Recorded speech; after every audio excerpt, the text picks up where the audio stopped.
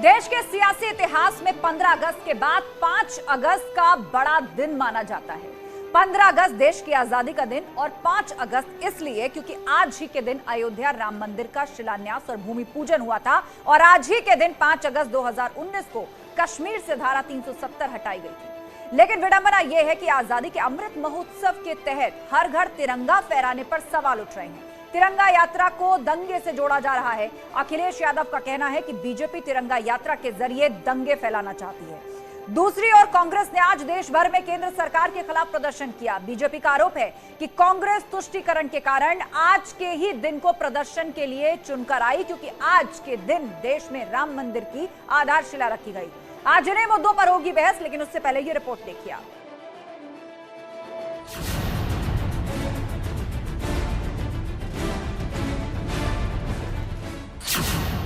तिरंगा पर अखिलेश का सियासी दंगा।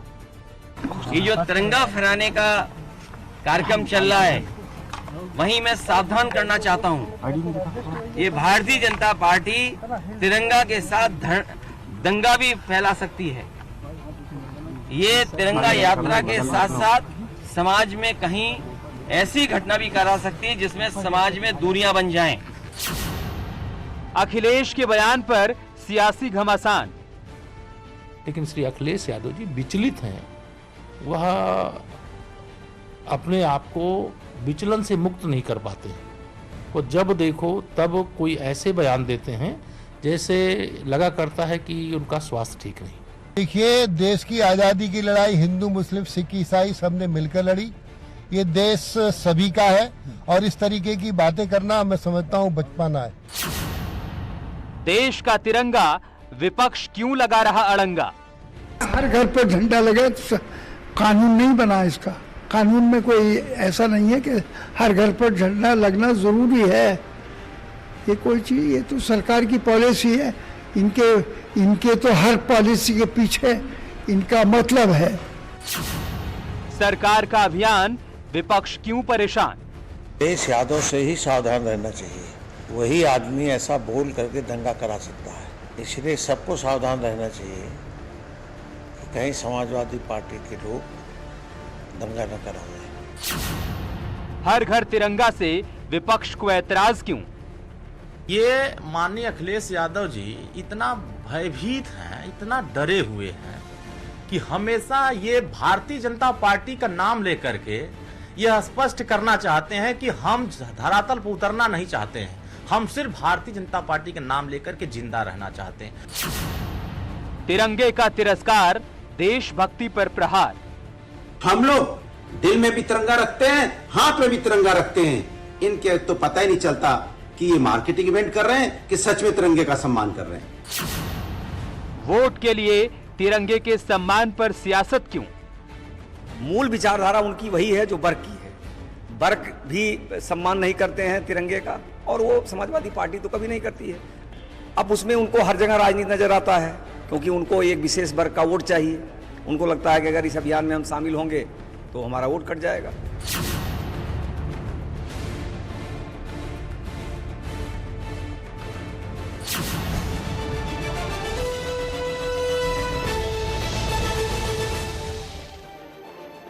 वही काले कपड़े में कांग्रेस के प्रदर्शन पर गृह मंत्री अमित शाह और मुख्यमंत्री योगी आदित्यनाथ ने क्या क्या कहा है, सबसे पहले आपको वो दिखाएंगे और फिर चर्चा की शुरुआत करेंगे। रोज जब विरोध के कार्यक्रम होते थे तो अपने अपने ड्रेस में होते थे। आज सभी के सभी लोग काले कपड़े पहनकर करें।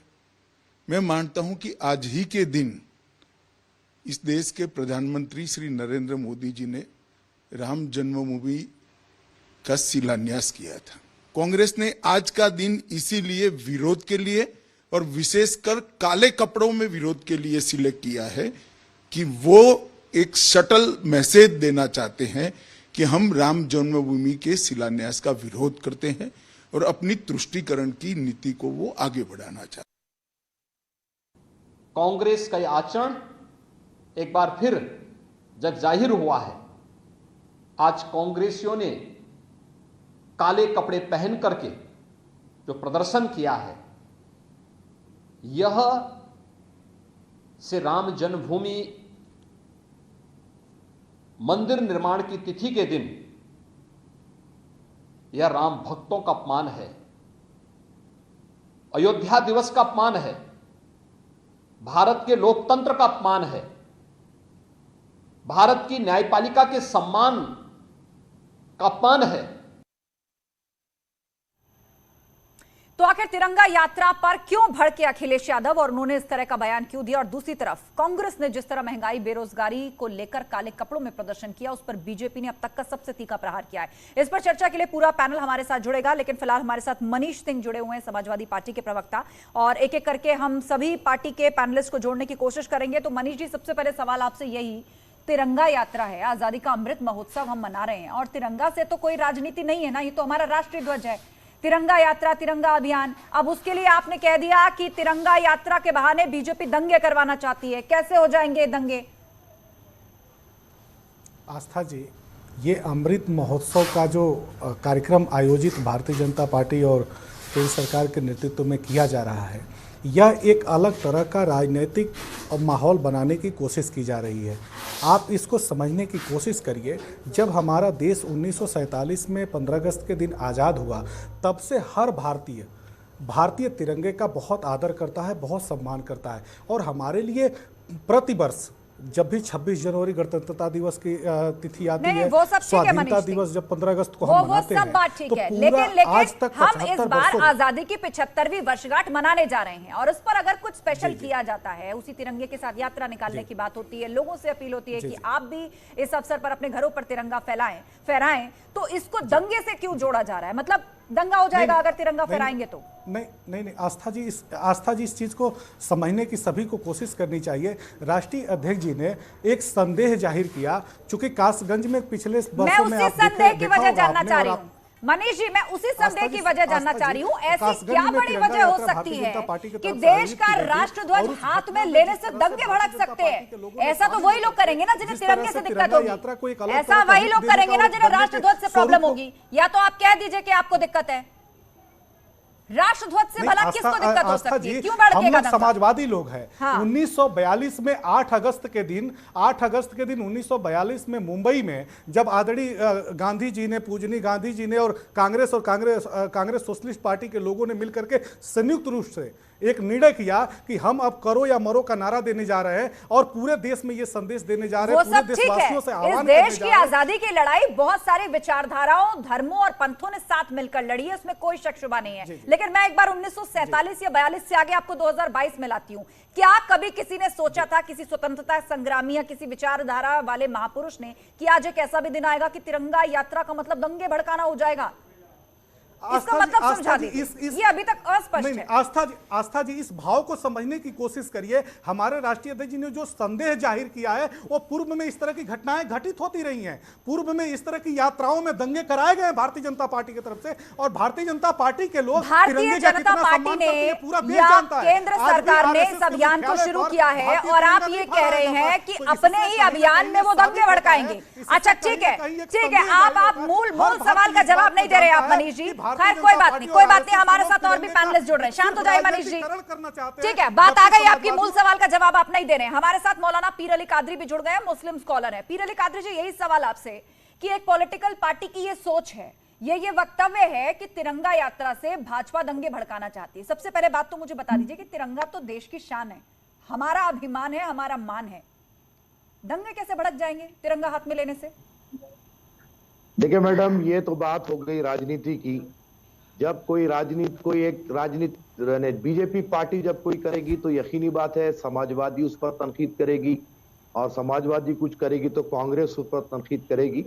लेकिन जो है, हम तो ये मानते हैं कि हमारा अपना तिरंगा हमारे लिए गर्व है, और जैसा कि नारा लगाया गया कि घर घर तिरंगा, हर घर तिरंगा, तो हम सिर्फ घर तक ही महदूद नहीं रखते हैं अपने तिरंगे को, अपने दिल में रखते हैं, बिल्कुल, और अपने आंखों में रखते हैं। ये बहुत अच्छी बात कही है पीर अली कादरी जी, आपने बहुत अच्छी बात आपने कही है कि तिरंगे को हम अपने दिल में रखते हैं। लेकिन मेरा सवाल ये है, तो फिर क्या आप ऐसे राजनीतिक दलों की इस तरह की विचारधारा और बातों का खंडन भी करते हैं जो ये कहते हैं कि तिरंगा यात्रा से दंगा भड़क सकता है?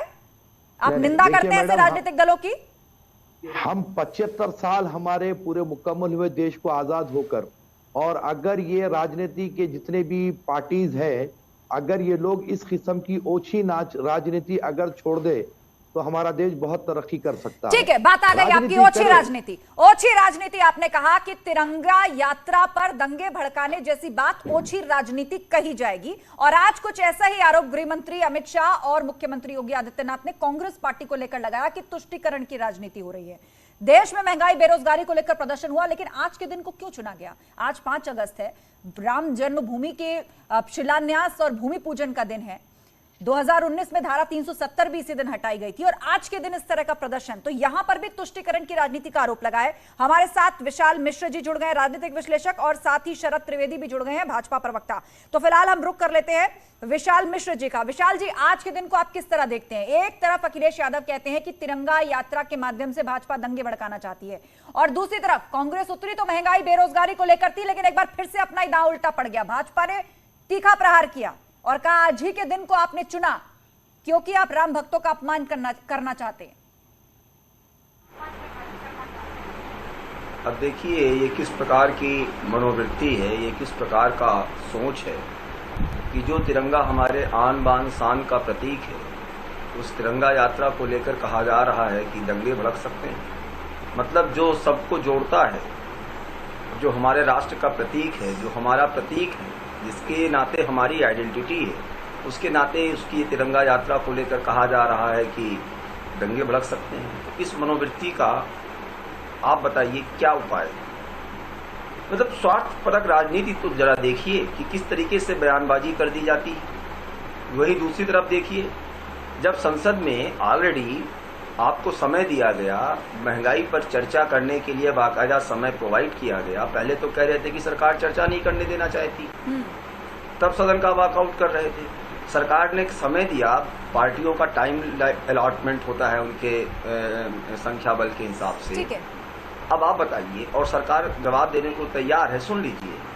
और अब आप जब सरकार चर्चा कर रही है तो आप चर्चा से भाग वापस आ जाते हैं, वॉकआउट कर जाते हैं, और आज आप महंगाई के विरुद्ध धरना देते हैं। तो ये महंगाई के विरुद्ध धरना नहीं था, ये बिल्कुल सही आप कह रही हैं। जिस प्रकार से आदरणीय गृह मंत्री आदरणीय श्री अमित शाह जी ने कहा, जिस तरीके से हमारे मुख्यमंत्री माननीय योगी महाराज जी ने कहा, बिल्कुल सही बात है।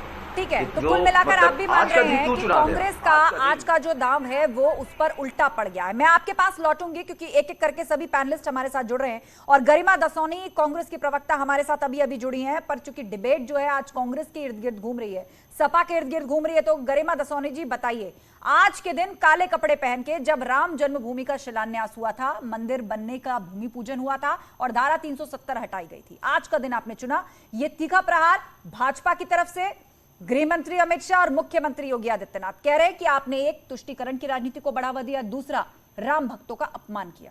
इसकी टाइमिंग को लेकर देखिए, मैं पहले तो ये भाजपा का परसेप्शन हो सकता है या किसी तीसरे व्यक्ति का परसेप्शन हो सकता है कि ये कांग्रेस का दांव उसको उल्टा पड़ गया है। ये अपना अपना परसेप्शन बनाने की बात है, नैरेटिव बनाने की बात है। हमें लगता है कि हमारा प्रदर्शन बहुत ही सफल रहा, बहुत ही सक्सेसफुल रहा, हम जनता तक अपनी बात पहुंचाने में पूरी तरह से सफल रहे। आपने कहा आज ही का दिन क्यों चुना? आज का दिन इसलिए चुना कि इन सत्तासीनों को हम बता सकें कि आज के दिन आपने राम मंदिर का अगर शिलान्यास किया या घोषणा की, जो कुछ भी आज ऐतिहासिक जो महत्व है आज के दिन का, तो अब कृपया राजनीति में लौट आइए। धर्म जो है वो धर्म, मतलब आप मान रही है ना कि आपके जहन में ये दोनों तारीखें थी? आप मान रही है ना कांग्रेस पार्टी के जहन में काले कपड़े पहनने से पहले, सड़क पर आने से पहले ये दोनों तारीखें थी, राम मंदिर का शिलान्यास और धारा 370? मेरे मुंह में आप शब्द मत डालिए। मैं शब्द नहीं डाल रही, मैं आप ही की बात को आगे बढ़ा रही हूँ। आप मौलाना जी से बार बार कह रही थी कि कहिए मैं निंदा करती हूँ, मैं निंदा करता हूँ। आप शब्द मत डालिए ना। मैं शब्द नहीं डाल रही हूँ, मैं सिर्फ स्पष्टीकरण चाह रही हूँ। आप जो बोले स्पष्ट बोले, जो बोले आप स्पष्ट बोले। आप एक तरफ ये भी कह रही हैं कि ठीक है उन्होंने जो इतिहास बनाना था बना लिया, अब राजनीति में लौट आइए। मतलब आप मान रही है ना काले कपड़े पहनने से पहले ये बातें, ये तारीखें रही आपके जहन में? पैनलिस्टों से ज्यादा तो आप बोल रही हैं, बात तो रखने नहीं, आप सीधी बात का, सीधे सवाल का सीधा जवाब दे दीजिए।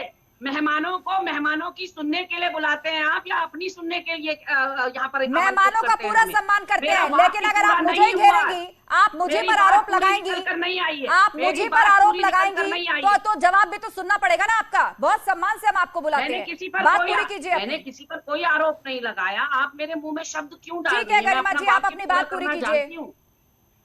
मुझे ये कहना था कि आपने ये ऐतिहासिक डेट बताई, तो अब कम से कम आपको आईना दिखाना भी तो जरूरी है कि देश कुपोषण से मर रहा है, कुपोषित बच्चे हैं, भुखमरी है, वही गरीबी है, वही मजलूमियत है, वही वंचित शोषित समाज है, व्यापारी जीएसटी से परेशान है, कहीं ना कहीं किसान आत्महत्या कर रहा है, महंगाई और बेरोजगारी ने आम इंसान की कमर तोड़ रखी है, युवाओं के साथ जो कुठाराघात, जो छुरा आपने अग्निपथ स्कीम के जरिए भोंका है, ये सब बताने की तारीख भी तो ऐतिहासिक होनी चाहिए मैडम। इसलिए ये ऐतिहासिक दिन चुना है कि 27 फाइनली आपने मान लिया कि ये सब बताने की तिथि भी ऐतिहासिक होनी चाहिए, और उस तिथि का इतिहास भी आपने खुद ही बता दिया। हमारे साथ शरद त्रिवेदी भी जुड़े हैं। ठीक है, शरद त्रिवेदी भाजपा प्रवक्ता हमारे साथ जुड़े हुए हैं, उनसे उन सवालों का जवाब लेते हैं। शरद त्रिवेदी जी बताइए, कांग्रेस पार्टी तो कह रही है कि ऐतिहासिक तारीखों पर ये इतिहास भी तो याद दिलाना जरूरी है कि देश में क्या क्या चल रहा है, महंगाई, बेरोजगारी, अग्निवीर वगैरह वगैरह। आपने सुना गरिमा जी क्या कह रही हैं? देखिए, मुझे बड़ी खुशी है कि गरिमा जी ने खुद ही कहा कि हम लोगों को अब राजनीति पर लौट आना चाहिए। क्योंकि ये एक पर्व जो है, राष्ट्र का पर्व है, ये किसी धर्म, जाति, पार्टी, वर्ग विशेष का पर्व नहीं है। इसमें भी वो कह रहे हैं कि नहीं, हमें राजनीति पर लौट आना चाहिए। ये बहुत अच्छी बात है कि ये लोग राजनीति, ओछी राजनीति से आगे नहीं निकल सकते हैं। 32 साल उत्तर प्रदेश से बाहर आने के बाद और 2 राज्यों में इनकी सरकार सीमित होने के बाद अब भी अगर अकल नहीं आ रही है तो भगवान ही इनका भला करे। मैं तो, मेरी शुभकामनाएं इनके साथ हैं कि भगवान इनका भला करे। देश का भला करे। लेकिन हालात ये है कि इनके अगर ये सुन नहीं रहे हैं, यही इनकी तकलीफ है। ये देश की तकलीफ इसी बात की है कि ये दूसरे की बात नहीं सुनना चाहते हैं। अगर इनके आला कमान जो है, ये अगर आला लगा के बोलेंगे तो आपकी बात कौन सुनेगा? अगर आप लोग नतमस्तक हो गए हैं किसी दल विशेष के सामने, तो आपका क्या किया जा सकता है? सुन नहीं रहे। आपका गरिमा जी बात सुन लीजिए, गरिमा जी बात सुन लीजिए। शरद त्रिवेदी प्रवक्ता है भाजपा के प्रवक्ता है शरद त्रिवेदी, वो आपकी बात का जवाब दे रहे हैं। एक बार सुन लीजिए, जब आप बोल रही थी तो किसी पैनलिस्ट ने बीच में से नहीं बोला। अब एक बार शरद त्रिवेदी जो कि प्रवक्ता है भाजपा के, उनकी भी बात सुन लीजिए। 75 साल तक कहाँ खोए थे बाबू मोशाए? जिस झंडे को आन बान शान बता रहे हो, 75 साल से क्यों नहीं लहराया झंडा? आज याद आई 75वें साल में? आज तक देश आजाद नहीं मान रहे थे क्या आप लोग? नागपुर में क्यों नहीं फहराया आपने झंडा? हम तो 1930 से झंडे को लगाए बैठे हैं, क्योंकि 75वीं वर्षगांठ मना रहा है देश। आप सिल्वर जुबली मनाते हैं और डायमंड जुबली मनाते हैं, 75वीं वर्षगांठ मना रहे हैं, उस पर एक आयोजन रखा गया। तिरंगा है, उससे भला किसी को क्या समस्या हो सकती है? ये आपको तिरंगे से क्या समस्या हो सकती है किसी को? देश के 25 साल पूरे हुए थे तो झंडा क्यों नहीं फहराया गया? जब देश के 50 साल पूरे हुए थे तो झंडा क्यों नहीं फहराया गया? आपकी सरकार थी 50 साल तक, आपको झंडा फहराना चाहिए था। ये भाजपा को 75 साल बाद जब हमारी सरकार आई है तो झंडा हर साल कुल मिलाकर गरिमा जी 75वीं वर्षगांठ पर झंडा फहराने पर जो आपने सवाल खड़े किए, और आपने ये भी बता दिया कि देश में आज तक ऐसा नहीं हुआ, तो मतलब आप ये मान रही है कि कांग्रेस पार्टी ने देश के आजादी की 25वीं साल, 50वीं साल, उस पर कोई बड़ा आयोजन नहीं किया, और अब 75वें साल पर हो रहा है तो क्यों पेट में दर्द हो रहा है आपके? जब मीडिया पार्टी बन जाता है, जब मीडिया पार्टी बन जाता है, आप खुद ही मान ले रही हैं। अच्छा ठीक है, तो ये सूरत होती है। चलिए ठीक है, आप लोग अपने आप को विशाल मिश्रा, राजनीतिक विश्लेषक है विशाल मिश्रा, वो कुछ कहना चाह रहे हैं, वो ऐड करना चाह रहे हैं। शांत हो जाइए गरिमा जी। होनी चाहिए गरिमा जी, विशाल मिश्रा कुछ कहना चाह रहे हैं, शांत हो जाइए, पेशेंस रखिए, पेशेंस रखिए गरिमा जी। आप किसी पैनलिस्ट को बोलने नहीं दे रही हैं, ये भाषण का मंच नहीं है ना आपका। बोलिए विशाल मिश्रा। मुझे आजादी के 75 साल की चर्चा हो रही है, मैं पूछना चाहता हूँ कि कश्मीर में धारा 370 क्यों लगा हुआ था? कश्मीर में जो है लाल चौक पे तिरंगा क्यों नहीं फहराया गया था? पूछिए इनसे, किसका शासन था? कश्मीर में लाल चौक पे तिरंगा क्यों नहीं फहराया गया था? वहाँ पे 2 निशान 2 विधान क्यों चल रहे थे? है इसका कोई जवाब? और आज यहाँ पर भारतीय जनता पार्टी को कहा जा रहा है कि आपने झंडा नहीं फहराया। अरे कहाँ की, मतलब कौन सी मनोवृत्ति चली आ रही है? कहाँ का इतिहास का ज्ञान है? ठीक है, जवाब दीजिए गरिमा जी। पूछिए 370 हाँ, क्यों आप लगा फिर हुआ दूसरों था? से हिसाब मांगिएगा। लाल चौक पे आपका अपना जवाब गिरेबान दीजिए। कालिक से भरा हुआ है। गरिमा आपकी जी, अपना जो इतिहास है वो कालिक से भरा हुआ ये है। आरोप लगाने से काम नहीं चलेगा, सवाल का जवाब दीजिए। मैंने सवाल पे सवाल किया है कि आप नागपुर की बात बताइए। सवाल पे सवाल बाद में कर लीजिएगा, पहले सवाल का जवाब दीजिए। आपने कि अब तक आपने क्यों नहीं फहराया तिरंगा? क्यों नहीं लाल चौक पर कांग्रेस पार्टी ने तिरंगा फहराया? क्यों नहीं 50वीं वर्षगांठ पर आपने कोई आयोजन किया? फहराया, शायद आप पैदा भी नहीं हुई थी, आपके दूध के दांत भी नहीं टूटे थे 50 साल जब हुए थे देश को, इसलिए हमने फहराया था पुरानी बातों पर। अगर आप ना जाएं तो बेहतर है। हमने तो क्या क्या गौरवशाली इतिहास है कांग्रेस का, जो देश का इतिहास है वो कांग्रेस का इतिहास है। हमने इतिहास पुरुष किए हैं, हमारे लोगों ने खींचा है इस धरती को, उंगली पर भी कोई चोट। देखिए, यही दिक्कत है कांग्रेस पार्टी के साथ। कांग्रेस पार्टी के साथ यही दिक्कत है, सवाल का मुद्दों का सीधा जवाब नहीं देंगे। ये जो आरोप प्रत्यारोप आप शुरू कर देते हैं ना, उसके चक्कर में आप खुद ही गिर जाते हैं, जो आज आपके प्रोटेस्ट के साथ हुआ है। काले कपड़े पहनकर उतर गए दो ऐतिहासिक दिनों पर, और प्रवक्ता इस शो पर बैठ के कह रहे हैं कि इतिहास जब बना था तो उसी दिन याद भी तो दिलाना है कि देश के अंदर क्या हो रहा है। कांग्रेस का प्रोटेस्ट नहीं था, ये आपके लिए प्रोटेस्ट था, जो महंगाई से आप सवाल ये है कि क्या आपने इसके लिए दिन सही चुना? गरिमा जी, सवाल ये है कि क्या इसके लिए सही दिन चुना? कांग्रेस का प्रोटेस्ट सही दिन चुना? क्या आपकी मंशा सही थी? क्या आपकी नीयत सही थी? क्या होता है कि ये फेल होगा, ये बैकफायर कर गया। आप कह रही ना इस बात को, जनता नहीं है। अच्छा ठीक है, जनता नहीं है, लेकिन इस सवाल का जवाब आप अब भी नहीं दे रही कि क्या आज का दिन सही था। खैर कोई बात नहीं, हमारे साथ और भी पैनलिस्ट जुड़े हुए हैं, उनको भी मौका मिलना चाहिए बोलने का। आप शांत हो जाइए, आप काफी देर से बोल रही हैं। मनीष सिंह बताइए, एक तो तिरंगा और दंगा वो तो सपा ने कहा ही है, उस पर तो सवाल उठ ही रहे हैं, और जिस तरह से कांग्रेस ने आज के दिन ये प्रोटेस्ट किया है तिरंगे को लेकर, तुष्टीकरण की राजनीति को लेकर, राम भक्तों के अपमान से इसको जोड़ दिया है सीधे तौर पर भाजपा ने, कि क्या आज के दिन का सिलेक्शन सही था? आज के दिन तो ईडी ने भी कहीं छापा नहीं मारा। देखिए आस्था जी, हमें और आपको और पूरे देशवासियों को एक बात समझना पड़ेगा कि हिस्टोरिकल डेट हमारे लिए हम आदर करते हैं, सम्मान करते हैं। जो भी हमारे देश के हिस्टोरिकल डेट हैं, हम उन पर सबका आदर और सम्मान करते हैं। लेकिन गंभीर आज के समय में देश के सामने बहुत ही गंभीर समस्याएं हैं। आज का पूरा युवा, पूरा संपूर्ण देश का युवा आज अपने भविष्य को लेकर के चिंतित है। आज गृहिणी हमारी माताएं हैं, जो हमारी बहनें हैं, वो गैस के बढ़ते हुए महंगाई को लेकर के बहुत चिंतित हैं। आज सुरक्षा के नाम पर कब किसकी हत्या हो जाए, कब किसकी जान चली जाए, कोई भरोसा नहीं है। देश का व्यापारी डरा हुआ है, देश का ब्यूरोक्रेट्स डरा हुआ है, देश का कारपोरेट्स डरा हुआ है। देश में एक अलग तरह का जो राजनीतिक माहौल बनाने की भारतीय जनता पार्टी ने तिरंगा फहराने से दंगा हो जाएगा?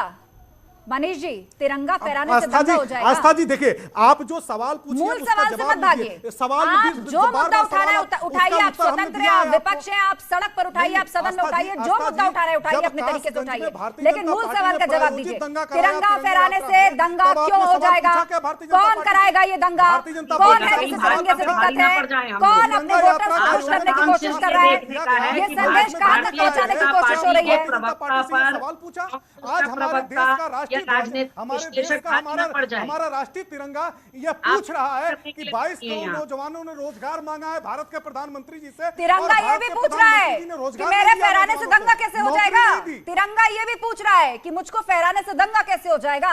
इस बात का मतलब समझा दीजिए। क्या पता लोग गलत समझ रहे हो, आप ही समझा दीजिए क्या तात्पर्य है आपका। भारतीय जनता पार्टी के लोगों ने इस तरह से दंगा कराया है देश में। कैसे दंगा कराया है? तिरंगा फहराकर। तिरंगे से क्या दुश्मनी हो सकती है? कासगंज नजीर है आपके सामने, कासगंज की घटना को उठा करके देख लीजिए आप। शरद त्रिवेदी, गंभीर आरोप भाजपा पर और बार बार तिरंगा यात्रा पर ही टारगेट सपा का भी और कांग्रेस का भी, कि ये जो है दरअसल इसकी आड़ में आप एक अलग नैरेटिव बनाने की कोशिश कर रहे हैं। ठीक है, जवाब सुन लीजिए शरद त्रिवेदी से। कोई भी अपमान करे इसको समाजवादी लोग कभी बर्दाश्त नहीं करते। ठीक है, आप इधर की भी बात कर रहे हैं, आप उधर की भी बात कर रहे हैं, मूल सवाल पर जवाब नहीं दे रहे। शरद त्रिवेदी बलि दिया है। ठीक है, शरद त्रिवेदी जवाब ले लीजिए आप। बोलिए। त्याग किया है। शांत हो जाइए मनीष सिंह। शरद त्रिवेदी जवाब दीजिए। आस्था जी देखिए, हमारे यहाँ एक कहावत है कि जाकी रही भावना जैसी प्रभु मूरत देखी तिन तैसी। इनकी भावना दंगों की है, इनका इतिहास दंगों का है, तो इनको दंगे ही दिखेंगे, इसमें कोई बुराई नहीं है, ये इनकी सच्चाई है। और हमारे कांग्रेस से जो हमारी गरिमा बहन कह रही थी कि आज महंगाई है, तो इन लोगों को तो खुद ही ये सोचना चाहिए कि 1 रुपए मीटर अभी इनकी कलई धुल रही है। 1 रुपए मीटर जमीन भोपाल में खरीदी गई और उसके बाद उसके ऊपर कमर्शियल कॉम्प्लेक्स बनाया गया और उससे यंग इंडिया जो है पैसे ले रही थी। ये और जो 50 करोड़ को 500 करोड़ जीजा जी की स्कीम है 23 दिन में बनाया जाता है, उसके बारे में इनको अपने लोगों को, जनता को बताना चाहिए। सबको पैसे कमाने चाहिए। बोफोर्स में इन्होंने पैसे लिए, HDW सबमरीन डील में इन्होंने पैसे लिए, एयरबस में इन्होंने पैसे लिए, 2G 3G जीजा जी ने पैसे इन्होंने लिए। और आज ये हालत है, मेरा सीधा सवाल कि ये 32 साल से उत्तर प्रदेश से बाहर है। सवाल है, एक सवाल का मेरे आप जवाब दीजिएगा। भारतीय जनता पार्टी की जो सरकार है, देश भर में ईडी के छापे पड़ रहे हैं, देश भर में सीबीआई के छापे पड़ रहे हैं, लेकिन गुजरात में सबसे ज्यादा हीरा के व्यापारी हैं, गुजरात में सबसे ज्यादा उद्योगपति हैं। क्या गुजरात में किसी ब्यूरोक्रेट्स के, क्या गुजरात में किसी कारपोरेट के यहाँ, क्या गुजरात में किसी लीडर के यहाँ कहीं पर छापा पड़ा? अच्छा ठीक है, बताइए शरद त्रिवेदी। नहीं तो छापा तो उड़ीसा में भी जहाँ नहीं पड़ा, चोरी होगी मिजोरम में नहीं पड़ा, छापा असम में, नागालैंड में, अरुणाचल में कहीं नहीं पड़ा। मतलब हर गुजरात में छापा। क्या बात कर रहे हैं? कौन सा तर्क है आपका कि हर स्टेट में हमें बराबर हिस्से से छापे पड़ने चाहिए? हर स्टेट में ईडी के छापे रिजर्वेशन थोड़ी होते हैं, ईडी के छापे रिजर्वेशन थोड़ी होते हैं कि सबको थोड़ा थोड़ा देना है। हर स्टेट में थोड़े थोड़े छापे मारने हैं, जहाँ गड़बड़ी होगी वहीं तो छापे पड़ेंगे, जहाँ से शिकायत मिलेगी वहीं तो छापे पड़ेंगे। गुजरात में सबसे ज्यादा सबकी सरकारें रही हैं, कर पूरा चुकता करते हैं देश को। क्या जीएसटी देते हैं पूरी तरह से? क्या इनकम टैक्स पूरी तरह से वो भारत सरकार को देते हैं? क्या उनके छापा नहीं? वहां कम से कम टोटी नहीं चोरी होती है, वहां सरकारी दुकान, सरकारी घरों से टोटियां नहीं चोरी होती हैं। और दंगे आपको दिखने ही है, क्योंकि दंगे आपके पूरा इतिहास दंगों का रहा है। 32 साल का आपका इतिहास उत्तर प्रदेश में सिवाय दंगों के विशाल मिश्रा जी कुछ कहना चाह रहे हैं। आरोप प्रत्यारोप हो गए आप दोनों के। मनीष सिंह शांत हो जाइए। विशाल मिश्रा कुछ ऐड करना चाह रहे, बोले विशाल मिश्रा जी। देखिए, मैं ये कहना चाह रहा हूँ कि एक तरफ तो जब संसद में समय दिया जाता है चर्चा का, तो मैं ये पूछना चाहता हूँ, महंगाई का सवाल क्या टीवी डिबेट में सॉल्व होगा? बेरोजगारी का सवाल क्या टीवी डिबेट में सॉल्व होगा? जब जनता ने आपको चुन के भेजा है लोकतंत्र के मंदिर में, तो वहां पर तो आप चर्चा में भाग नहीं लेते हैं। सरकार समय देती है चर्चा का, तब आप चर्चा के समय पर वॉकआउट कर जाते हैं। और आज आप यहाँ टीवी पर बैठकर चर्चा की बात करते हैं, महंगाई की बात करते हैं, बेरोजगारी की बात करते हैं। आप 2 लाख रुपया पर मिनट का खर्चा आता है आम टैक्स पेयर का। आपको जनता ने चुनकर भेजा है, किस लिए भेजा है? टीवी डिबेट पर जो है महंगाई और बेरोजगारी का सलूशन निकलेगा? मैं ये पूछना चाहता हूँ। और ये कौन सी मनोवृत्ति है कि अगर तिरंगा यात्रा निकलेगा तो दंगे भड़केंगे? ठीक है। जो तिरंगा हमारी आन बान शान का प्रतीक है, जो हमारी राष्ट्रीयता का प्रतीक है, उसके निकलने पर सांप्रदायिक दंगे होंगे। गरिमा दसौनी जी बताइए, पार्लियामेंट में जब महंगाई पर चर्चा होती है तो वॉकआउट कर जाते हैं और सड़क पर 5 अगस्त के दिन काले कपड़े पहन के विरोध करते हैं। जहां से सॉल्यूशन निकलेगा, जहां सवाल पूछना चाहिए, जहां बहस होनी चाहिए, वहां तो आप बाहर निकल जाते हैं, सड़क पर आकर हंगामा करते हैं। तो लगता है फिलहाल फोन डिस्कनेक्ट हो गया है, दोबारा कनेक्ट करिए, सवाल का जवाब तो वही देंगी। हमारे साथ मनीष सिंह भी जुड़े हुए, समाजवादी पार्टी के प्रवक्ता। मनीष जी, आरोप यही विपक्षी पार्टियों पर लगता है कि सरकार जब तैयार होती है महंगाई जैसे मुद्दों पर चर्चा के लिए, उस वक्त तो विपक्षी पार्टियां वॉकआउट कर देती हैं और सड़क पर और टीवी डिबेट्स में आके हंगामा मचाया जाता है। आस्था जी आपने बहुत अच्छा सवाल पूछा। आदरणीय विशाल मिश्रा जी बहुत बड़ी पत्रकार हैं, उत्तर प्रदेश की राजनीति और सामाजिक चीज़ों को बहुत बेहतर तरीके से जानते हैं। लेकिन विशाल मिश्रा जी, आपको यह बात नहीं भूलना चाहिए कि देश की सड़कें, हमारे आराध्य डॉक्टर राम मनोहर लोहिया ने कहा था कि देश की सड़कें अगर सूनी हो जाएंगी तो संसद आवारा हो जाएगी। यह हमारे आदरणीय पूजनीय डॉक्टर राम मनोहर लोहिया जैसे महान समाजवादी विचारक ने कहा था। और आदरणीय विशाल मिश्रा जी, आपको भूलना नहीं चाहिए कि सड़क हो या संसद हो, देश की जनता जब सरकार से सवाल करती है तो सड़क पर भी करती है, और देश के जो नेता हैं जो सदन में उस समय रहते हैं वो सदन में भी सवाल पूछते हैं। ठीक है, लेकिन इन सारे मुद्दों को आपने चुनाव में भी उठाया है और उसके बाद नतीजे भी आपके सामने हैं, आपके पास लौटेंगे। लेकिन मौलाना पीर अली कादरी, ठीक है, वो काफी देर से इंतजार कर रहे हैं। भारतीय जनता पार्टी के लोगों को बहुत गुमान करने की जरूरत नहीं है। सिर्फ हम 5 लाख वोटों से पीछे रह गए, और वो अभी अगर मशीन और मशीनरी का दुरुपयोग नहीं हुआ होता तो हम सरकार में होते। और 36% से ऊपर वोट उत्तर प्रदेश की महान जनता ने दिया है हमें। 2 करोड़ 96 लाख से ऊपर वोट हमें मिला है। ठीक है, ठीक है। 125 विधायक हमारे जीत करके आए हैं। ठीक है, 2024 के लिए अभी बहुत कुछ बदल गया है। 2022 में जो आपके समीकरण थे, जो आपके गठबंधन थे, 24 में अब वो क्या है, क्या रहने वाले हैं, इस पर भी आप मंथन करिए। किनके साथ मिलकर लड़े थे, किनका साथ आपको मिला था, और 24 में कौन है कौन नहीं। गरिमा दसौनी हमारे साथ जुड़ गई है, कांग्रेस की प्रवक्ता। गरिमा जी बताइए, यहाँ पर सवाल ये आया है कि जब संसद में सरकार महंगाई जैसे मुद्दे पर चर्चा के लिए तैयार होती है, रखती है, तो वहां से तो आप लोग वॉकआउट कर देते हैं और सड़क पर और टीवी डिबेट्स में हंगामा खड़ा करते हैं। नहीं, टीवी डिबेट्स की बात नहीं है। कांग्रेस पार्टी संघर्ष का दूसरा नाम है और कांग्रेस पार्टी को सड़कों पर भी संघर्ष करना आता है, सदन में भी और विधानसभा में भी संघर्ष करना आता है, क्योंकि आपने शायद जज्बा नहीं देखा पूरे देश में आज कांग्रेसियों का। मुझे लगता है मोदी जी और तमाम मीडिया वाले भी कांग्रेस की ताकत को आंक नहीं पा रहे हैं। यहाँ दिल के मीडिया क्या कर लेगा मैडम उसमें? जिसकी ताकत होती है जनता अपने आप जवाब देती है। पूरी करने दिया करिए। जनता वो ताकत तय करती है। मीडिया ताकत आजमा के क्या करेगी गरिमा जी? आप जिस तरह से हैरास करती हैं गेस्ट को यहाँ पर। मैं मैडम क्यों हैरास करूंगी आपको? आपने मीडिया पर आरोप लगाया, मैंने बस आपको यही समझाया कि ताकत तो जनता तय करती है, मीडिया कौन होता है? हम तो सिर्फ आपकी बात सुन सकते हैं। भारी पड़ते हैं, आपको पता है कि हम 20 बैठते हैं, इसलिए आप बैलेंस करने पहुंच जाती है। Why are you not letting me finish my sentence? Madam आप मीडिया पर आरोप लगाएंगी और मैं चुपचाप सुनती रहूंगी? मैंने तो सिर्फ आपको यही बताया कि ताकत जनता तय करती है, मीडिया कौन होता है आंकड़े वाला? हम तो आपको भी मंच दे रहे हैं, हम तो हर पैनलिस्ट को मंच दे रहे हैं।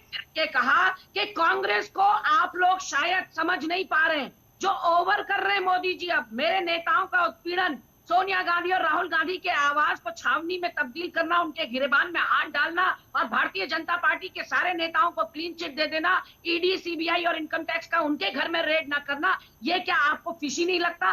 क्या आपको इसमें से गंध नहीं आती कि कुछ ना कुछ यहाँ पर पक्षपात हो रहा है? जिस भारत माता की आप लोग जय लगाते हैं, आपके पक्षपात का। अच्छा ठीक है गरिमा जी, कंप्लीट कर लीजिए पहले, मैं तब पूछूंगी आपसे। 10 सेकंड कंप्लीट करिए। मंदिर में पूजा करने वाला कहां से लाओगे मैडम? उस राम मंदिर में दिया जलाने वाला कहां से लाओगे जब जनता ही नहीं बचेगी? वो जनता तो आज मौत के कगार पर है, बेरोजगार आत्महत्या कर रहा है, आप लोगों को दिखाई पड़ता?